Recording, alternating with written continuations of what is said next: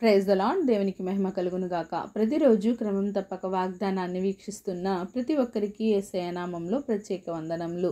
Subscribe చేసుకుని అనేక మందికి షేర్ చేసి దేవుని మాటల ద్వారా బలపరచండి. ఈ దినమునకై ఏర్పాటు చేయబడిన దేవుని వాగ్దానము కీర్తనల గ్రంథము 103వ అధ్యాయము 1వ వచనము. నా ప్రాణమా యెహోవాను సన్నుతించుము, నా అంతరంగముననున్న సమస్తమా ఆయన పరిశుద్ధ నామమును సన్నుతించుము. Bless the Lord, O my soul, and all that is within me. Bless his holy name. దావీదు మహారాజు తన ప్రాణంతో చెప్పుకుంటున్నాడు, నా ప్రాణమా యెహోవాను సన్నుతించు, ఆయన చేసిన ఉపకారములను మరువకు, ఆయన చేసిన ఉపకారములలో దేనిని కూడా మరువకు అని.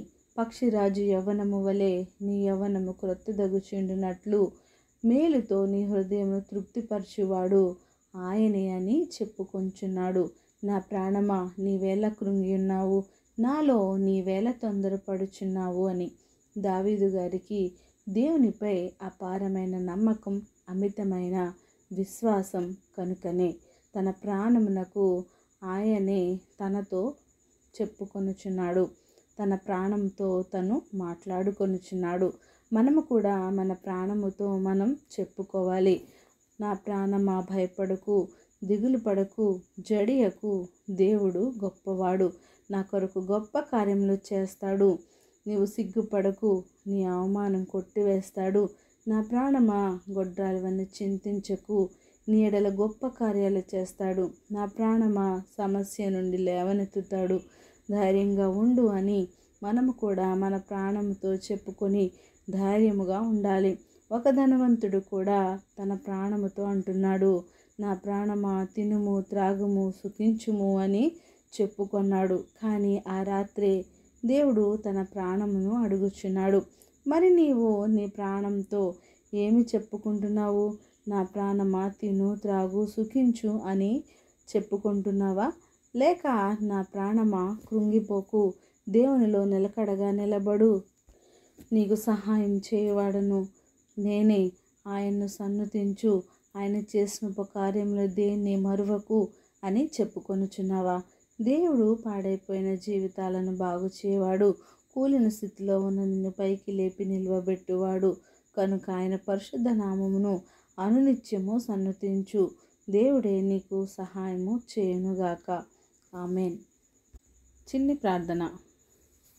మమ్మల్ని అతిమికిలిగా ప్రేమించిన మా ప్రియ పరలోకపు తండ్రి, మీరు ఇచ్చిన వాగ్దానం నాకే వందనాలు దేవా. ఎవరైతే ఈ వాగ్దానాన్ని విన్నారో విని విడిచిపెట్టువారుగా కాకుండా నాయన వారి హృదయంలో ఫలింపచేయండి. వాక్యానుసారంగా జీవించే బ్రతుకును అందరికీ దయచేయండి దేవా. అవును ప్రభా, మా ప్రాణంతో మేము మాట్లాడుకొని నాయన నిన్ను సన్నుతించి నిన్ను మహిమపరిచే బిడ్డలుగా మమ్మల్ని ఉంచండి తండ్రి. ఎంతమంది అయితే నాయన నీ మీద ఆనుకొని బ్రతుకుతున్నారో వారిని నాయన మీరొక్కసారి జ్ఞాపకం చేసుకోండి. కూలిన స్థితిలో ఉన్న వారిని నిలువబెట్టండి, పడిపోయిన వారిని నిలువబెట్టండి దేవా. నాయన వారి అవసరతలు, అక్రతలు సమస్తము ఎరిగిన దేవుడు తండ్రి.